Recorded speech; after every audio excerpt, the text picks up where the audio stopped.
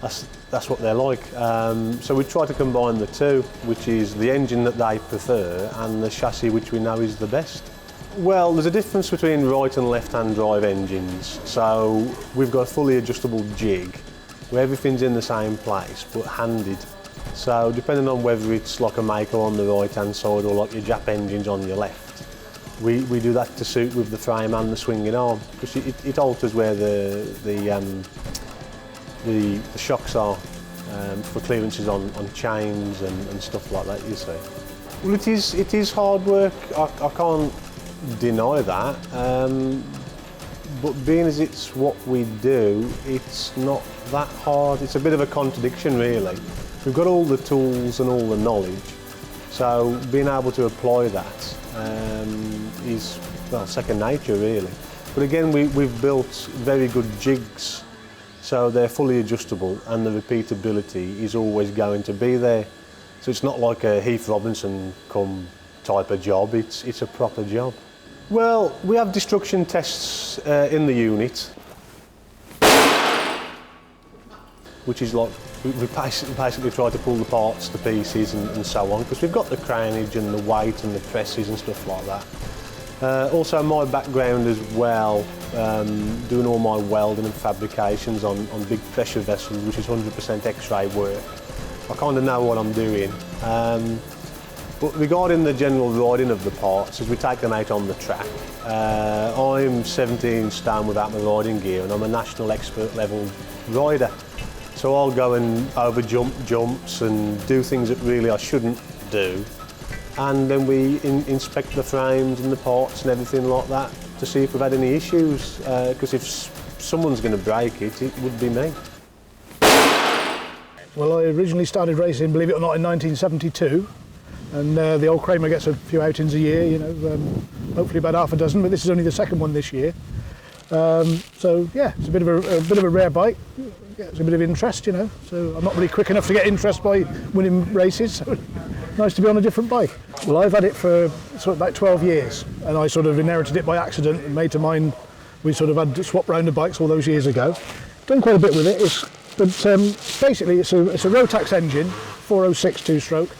It's got something unusual, which is monoshock suspension. This is a 1983 model. This was the last year before the company went bust. And this one is slightly different to most other models, in so much as they have twin shocks in the same position. So you've got cantilever with twin shocks. This one has a linkage with a white power monoshock. But it's all a lot of standard stuff, you know, Marazocchi forks. These were all hand built in Germany. And the factory was in a hotel basement, believe it or not. So, yeah. And they started off converting Maicos to this cantilever type suspension, and then this was their last effort in '83. I've never ridden a modern bike. I've never ridden a bike that's new enough to have disc brakes. I've had this one for years, but I've just always been with the classics. Normally I do the meetings which are the AMCA Classics, where it's a couple of weeks ago I rode with the Dorset Classic. They run pre-65s and then twin shock classes. And sometimes we have sidecars and that sort of thing. But generally I do the natural tracks. I'm not really into these modern tracks and these big jumps. So fair play to the young lads who can do it, but I'm too old for all this. And the bike's 30 years old as well. And I've seen too many getting broken going off big jumps and things. So I just, like to just enjoy it and stay in one piece, really. Well, everything's universal if you look at it. It's a Rotax engine, and they still made this engine up to a few years ago, or something very similar, which went in snowmobiles. So if you do need parts, you can still get them. As I say, the forks are Marazocchi, but generally it doesn't give much trouble, you know. It's not like something that's so rare everything has to be made. There are parts you can get, and you just really make the best of it, I started in 1970, raced all through the 70s up to 1980, and then, well, called it a day then, got married and children and work. But had some good fun in the 70s.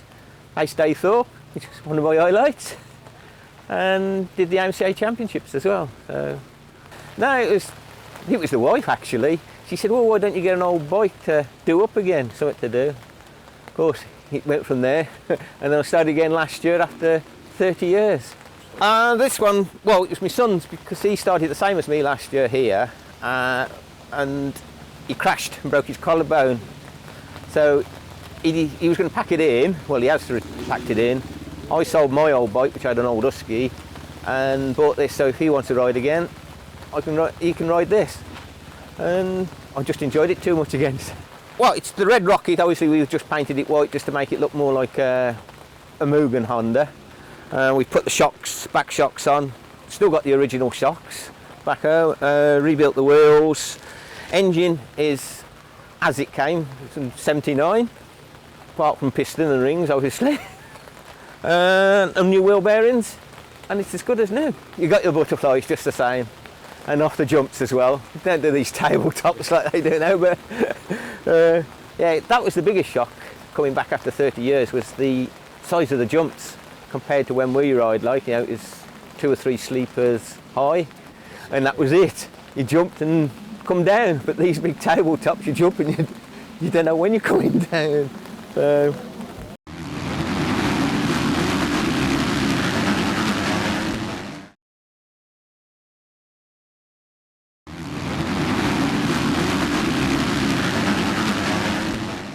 The racing background goes back to 1980 when I started on a bike very, very similar to this one. It was the white one, which was the English one. This is the American import. So I probably ran about 4 seasons, did the normal, got married, stopped riding, had a 20-year break, came back. The automatic bike was this one again. That's probably the hardest part, really, just sourcing the parts. I used to be fairly handy with them, working on them, etc. But when you're working all the week, you don't get the chance. So I'm lucky I've got some good mates who help me out and keep them running, and yeah, keep them sweet, as they say. These are still a great bike to ride. The modern bikes, yeah, they've got better brakes and they're a lot more reliable. But the fun that you can have on the old bikes, they still stop, yeah, a little bit slower than a modern bike. But, you know, on certain bikes, every bit as quick as modern bikes. Not so much these, the 125s, they don't produce the same power as a modern. But still, everybody's on the same bike, so it's all nice and fair. It's all down to the rider. That one was bought for my lad. He raced at Farley Castle 2 years ago. And it was just one that we bought just so we could go out and do 3 races on the Saturday, 3 on the Sunday. It's taken us a couple of years to get it where we're quite happy with it now.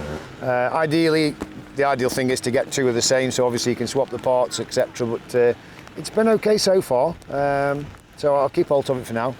Not really had a good go on it yet to find out whether I like that or prefer over this one. So we've had a great summer so far, so we get 1 day of rain, 2 days of rain. I don't think anybody really minds. It's a bit refreshing. It's nice. Our engines, we've got a selection of Maico primary chain, and then the newer engines 83 and on. Honda engines, CR480s and CR500s, XR500s, Yamaha engines, YZ490, TT500, Husky engines, Suzuki RM500 engines, and other engines as well. And the point of having these engines is to refurbish them and fit them to new build bikes, basically, chassis. So as we get an engine, we strip it down, look for like all the serviceable parts, so change like bearings and seals and con rods and pistons and all that. The gearboxes are inspected. So basically anything that needs to be replaced, you know, it is. But if anybody wants to go down the route of having a bike office with the motor in there, then they're fully aware of what's been supplied. Like if anything's had to be repaired with a weld or anything like that, it's stated in the paperwork that we provide. We get them from eBay, to be honest. Quite a lot of them have come over from America.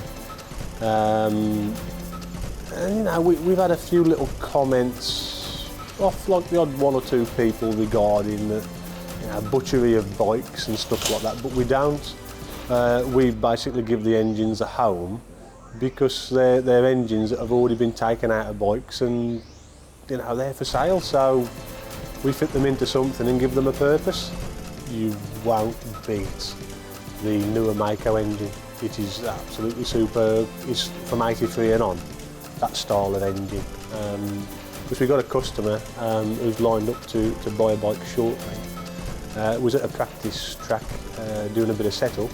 He asked if he could have a go on our bike, and I couldn't get him off it. Now from that one outing, I couldn't get him off it, and he's got his bikes up for sale, and as soon as he's got those cleared out, he's coming to see us, and we're building a bike for him. I've been riding now a fair while, probably longer than most. Come right through the schoolboy ranks, raced professional for a few years, and then snapped my knees and started to come and enjoy it and have a bit of fun then.